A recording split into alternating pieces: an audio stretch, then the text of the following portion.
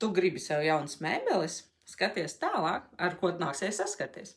Kā saliks mēbeles cilvēki dzimuši 3., 12., 21. un 30. datumā, viņi visu zina. Ir jābūt tā, iespējams arī izlasīs instrukciju, pastāstīs citiem, iemācīs tev, kā salikt tās mēbeles, un viss tiks izdarīts perfekti pēc instrukcijām, tā kā vajag. Viņiem būs sajūta, ka tieši viņi zina, kā vajag, un tas visticamāk arī būs pareizi. Ja tu pasauksi sev palīgā salikt mēbeles cilvēkus dzimušus 4., 13., 22. vai 31. datumā, tu viņam pateiksi, nu, saliec vienkārši šīs mēbeles, viņi jā, piekritīs, sāks likt un tad izdomās, bet varbūt šeit var nedaudz citādāk pielikt, varbūt šo detaļu var aizvietot ar to, viņu radošums sāks izpausties pa kaut kādām niansēm ārā, jo viņi nevar vienkārši apspiest sevi un izdarīt visu vienkārši pēc instrukcijas. Kā veiksies ar mēbelēm cilvēkiem dzimušiem 5., 14. un 23. datumā?